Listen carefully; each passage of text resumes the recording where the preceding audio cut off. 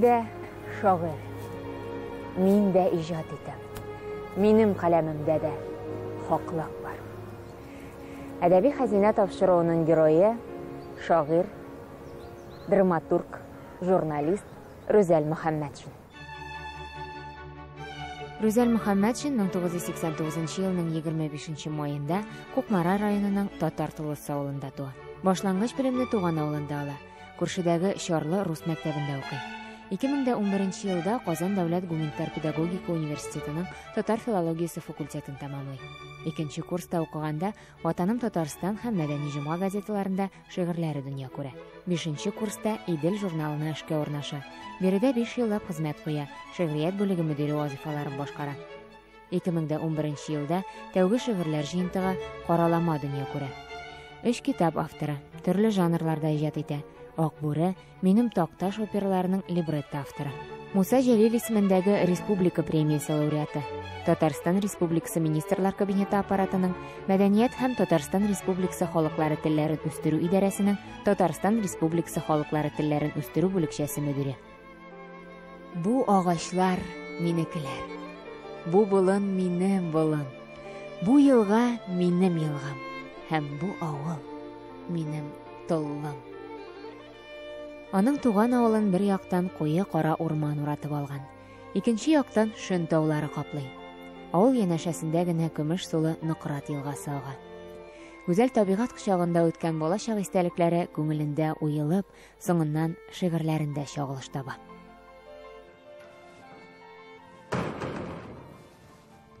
Кайтасыңмы әле? Туган яктан җилләр хәбәр илтә тартып, сузып, ни дип җавап әйтим мин? И анам, офык ерак әле, юллар озын. Сиңа бәлки әйтер кемдер бер көн, чиләк аскан килеш юлың бүлеп. Хәерлегә була күрсен инде, көтмә мескен карчык. Улың үле, яшең түкмә, ачуланма зинһар. Минем сукбайлыгым кемнәргә сәр? Хуш, көз җитте. Җылы киен анда, ширли күрмә. Көннәр салкын хәзер. Hey җил, әманәтем, өйгә кайтып, шал карчыкның кайнар яшьләрен үп. Һәм әйт аңа, мин сау, мин гомумән кирәгеннән артык яшәрмен күк. Менә монда капкадан икенче тәрәзә, ул минем бүлмә. Мәктәптә укыганда минем бөтен тормышым шунда кайный дип әйтсәм була. Китапханам шунда минем хәзердә, эш өстәлем. Ягъни, менә ул тәрәзәдән карап, шушы тирә-юньне күзәтеп, беренче шигырьләр шунда туды.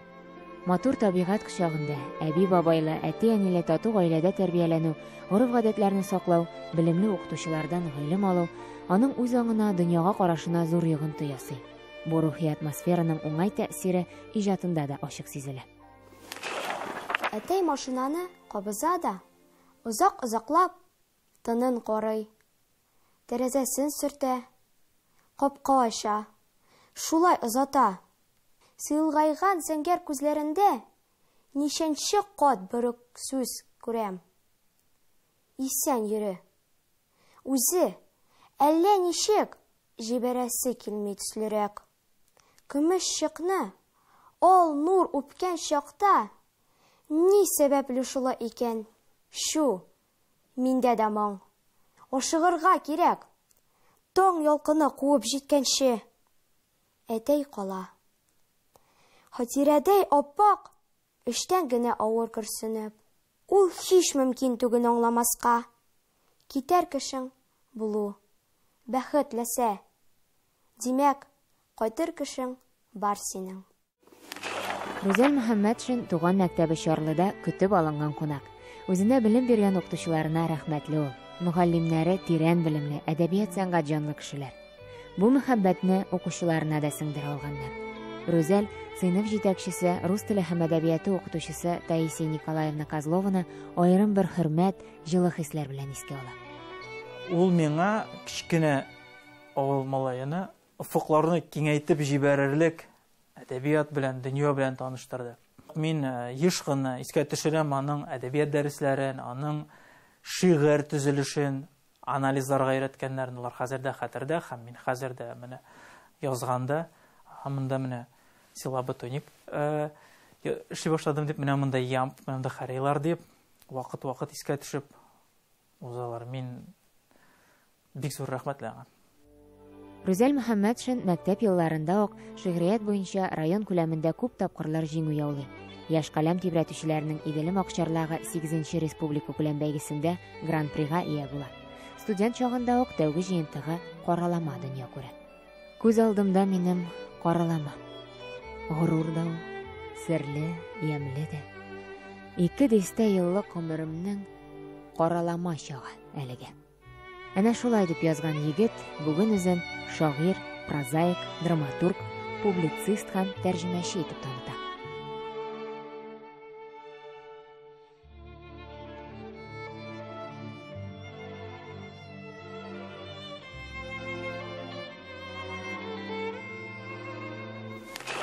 Рүзәлләр сыйныфында татар теле һәм әдәбияты дәресләрен алып бара башлаганда, мин үзем дә яңа гына укып кайткан яшь укытучы идем.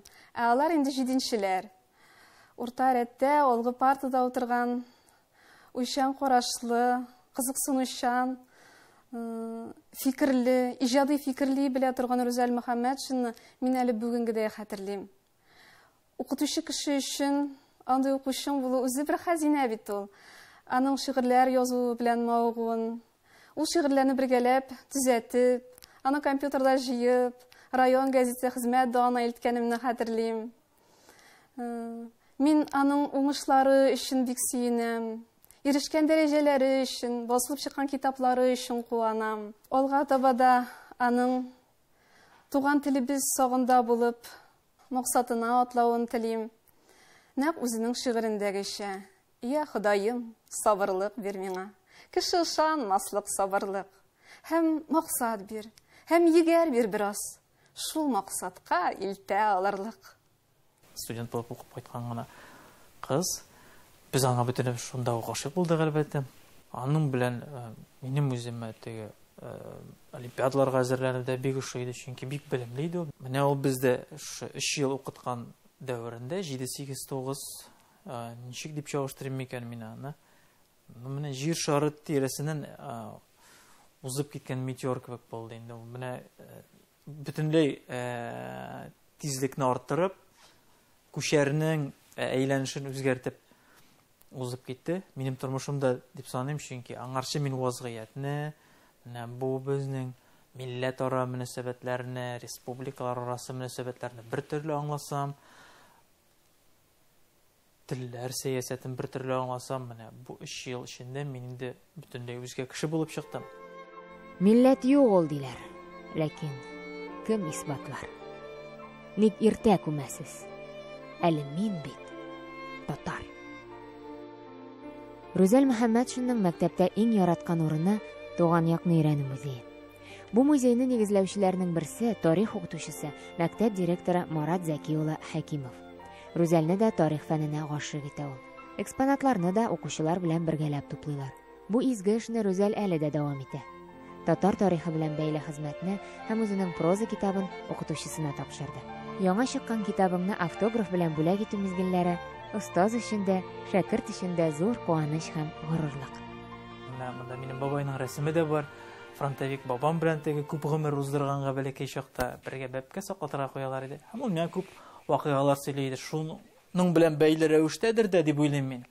Менә бу музейда мин үземне һәрвакыт бик рәхәт хис итә идем. Үткәнен белмәгән халыкның киләчәге юк диләр. Шуңа күрә әлбәттә минемчә менә киләчәкне кулны кош өстенә куеп караганчы, иң элек артка борылып карарга кирәк.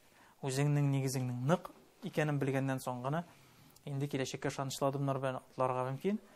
Шул исәптә менә мин дә еш кына тарихка кайтам, еш кына тарихи вакыйгаларны хәтердән кичерәм, күз алдыма китерәм барысын да. Һәм алар шулай ук минем әсәрләрдә дә чагылыш табалар. Казан диңсез дулкынлана. Ысылды җилләр. Як-ягына карый-карый. Хан бире килә.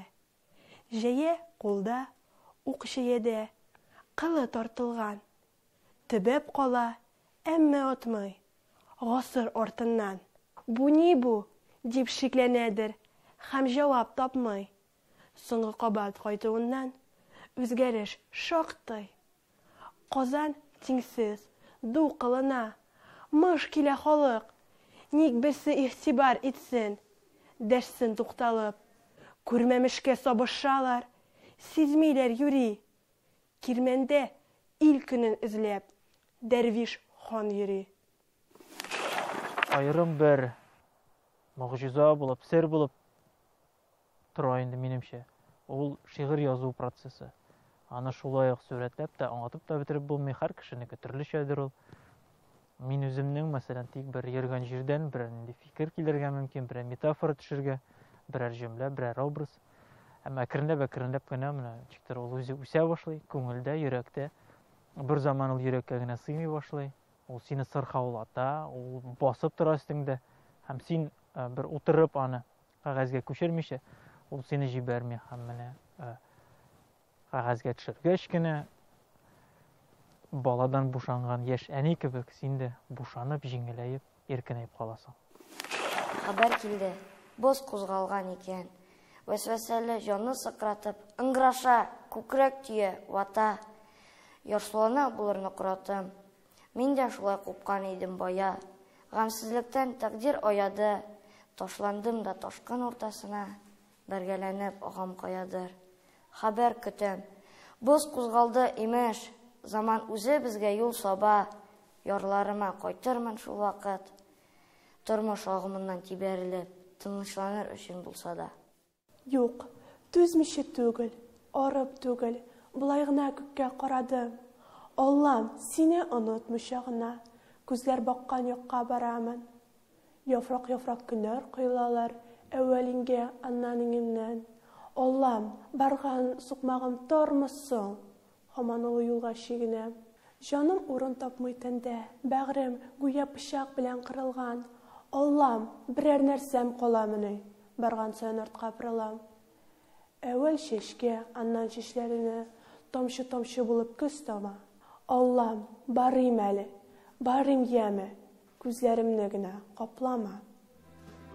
Сине миңа багышлавы белән шикләремне күкләр таратты. Ярату ул илһамият үзе. Илһамият үзе ярату. Син әле генә ишеккә калдың кайда. Вакыт үтте, ай кабынды, йокларга вакыт. Ләкин синең керфекләрең йомылмый әле. Хыялымда гүзәлләрнең иң гүзәле. Азаплама йолдызлардан очрашу юра. Мең еллык башкалада ул аралар ерак. Кирәк аңларга теләми шундый сагына. Кулларымны канат итеп ышасына.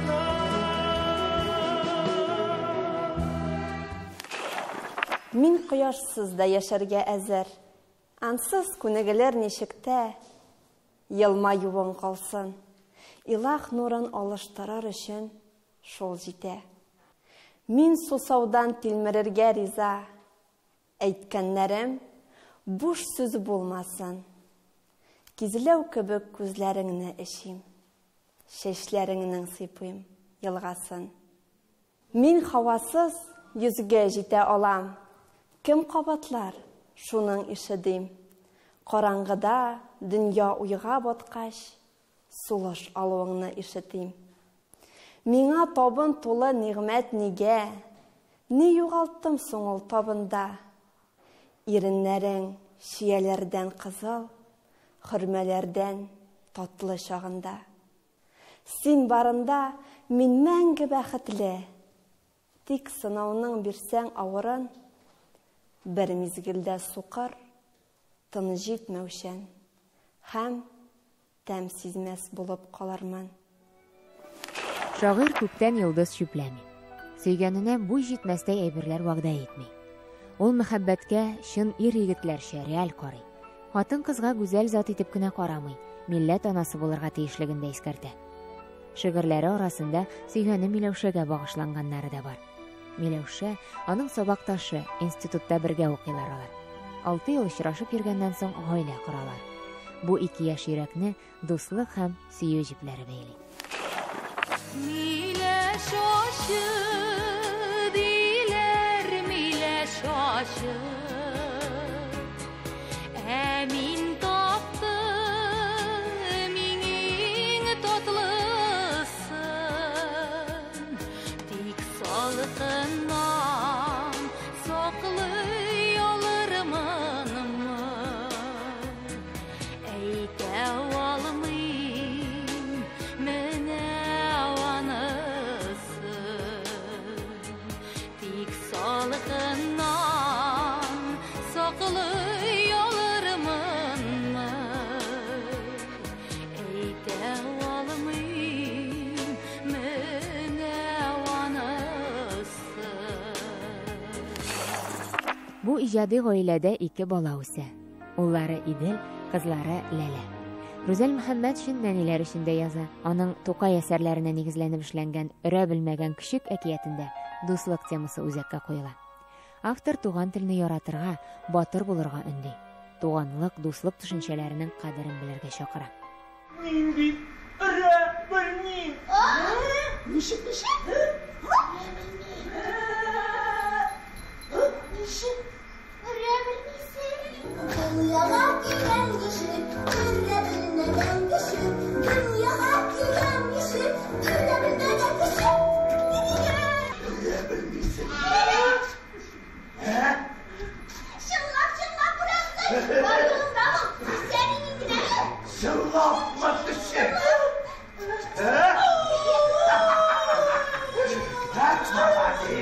Булдырасың. Шақ болды. Құдашылай, әйбәтләп саплап ұрағына. Кыр киң. Төн тын. Тавыш бир тынлыктан. Кемнәр үле күптән, кем тере. Ярты-яртыларга ау башлыйм мин. Миндә бүре каны. Мин бүре. Бүре табигать сагында торучы җан иясе. Шагыйрь дә үзенең шигъри сүзе белән җәмгыятьтәге тискәре күренешләргә каршы чыга. Дөньяны сафландырырга тели, рухи гарипләргә ау башларга җыена. Гомумән, бүре төркиләрдә тотем хайван, уңай каһарман булып сүрәтләнә. Рүзәл Мөхәммәтшин Ак бүре операсын татар әкиятләре һәм риваятләренә таянып яза. Аның нигезендә яхшылык белән яманлык көрәше ята. Ак бүре, индән кәемне ничек табыйм, белсәң әйт идең. Беләм,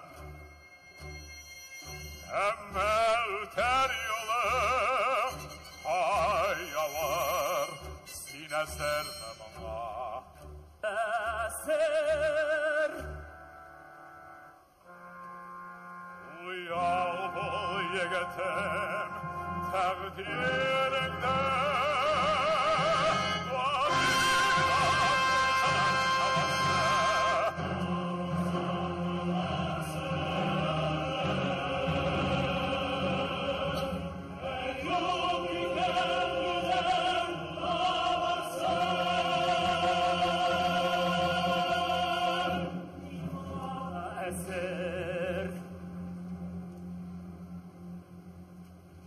Gözünle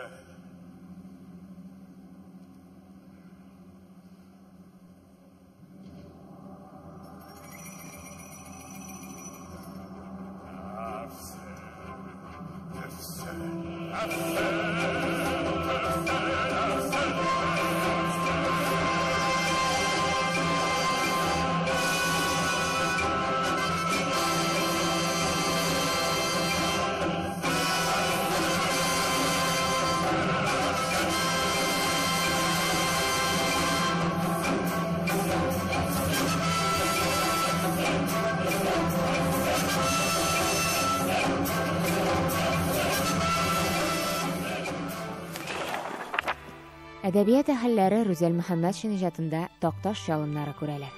Ул да аның кебек ярсу йөрәкле, гаделлекне эзләүче гысьянчы шагыйрь.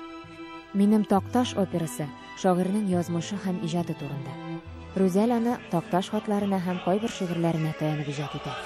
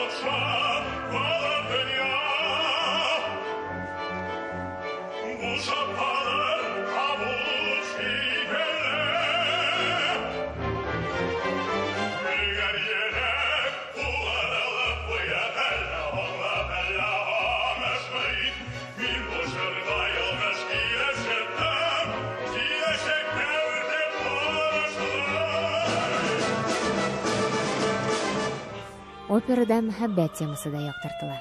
Такташның Гөлшәһрәгә булган мәхәббәте. Ике гашык җанның юллары аерыла. Бу аларның шәхси бәхетсезлеге генә түгел. Автор әлеге вакыйга аша шул чор фаҗигасын ачып бирә.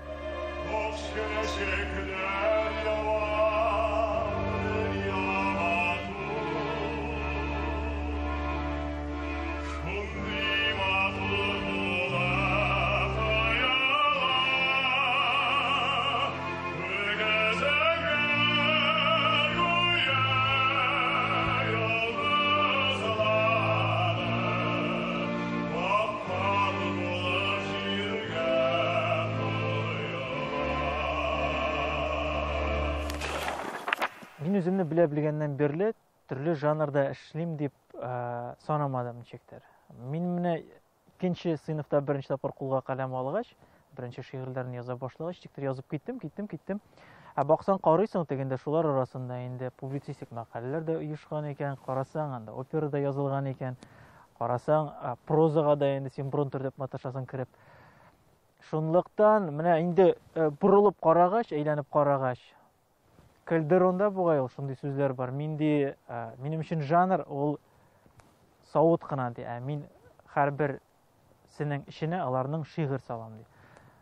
Мөгаен бу минем очракка да туры киләдер. Һәр хәлдә мин бу цитатаны кабатларга яратам. Һәм элекке интервьюларда әйткәнем дә бар. Әгәр дә халык күпсенмәсә, мин үземне шагыйрь дип санар идем. Калганнары аның ул менә ниндидер бер кысалар гына. Эчтәлегенең һәрберсендә минем өчен birinci hatta şiir yazdı. Salkın idin min seni öpkende, salkın sulaşı, adaştı öpkende. Hisleri yeri, mut bulup koyuldu, dik min aları, düşekke yarıldı. Anlamaysan mı, kemme sevigansa, eğer sütten, aşkırın tutmasa, benim yüreğim dürlebrek yanaşar. Ben bu ağırım en gerek bulaşar. Anlamaysan mı, kemme sevigansa, eğer sütten, aşkırın tutmasa, benim yüreğim dürlebrek yanaşar. Ben bu ağırım en gerek bulaşar. Аннан бер 5 ел элекме язылган шигырем бар иде. Мен якынча гына эчтәлеген генә искә төшереп узыйм. Менә бу Иделдәй бай мирасыңа халкым тыйнак шишмә булып кушылыйм дигәнрәк. Менә әгәр дә мин шушы безнең бай мәдәни мирасыбызга, бай әдәбиятыбызга, мәдәниятебезгә кичкенә генә өлеш кертә алам икән, бу минем өчен чиксез зур бәхет дип саныйм мин. Һәм гомеремнең юкка яшәлмәвенә матур бер мисал булыр иде. Идел суы кебек мул мирасыңа халкым, тыйнак шишмә булып кушылыйм. Шагыйрь үзенең иҗатын ничектер кичерәйтеп күрсәтә кебек. Ә бит зур елгаларны кечкенә шишмәләр туендырып, сафландырып тора.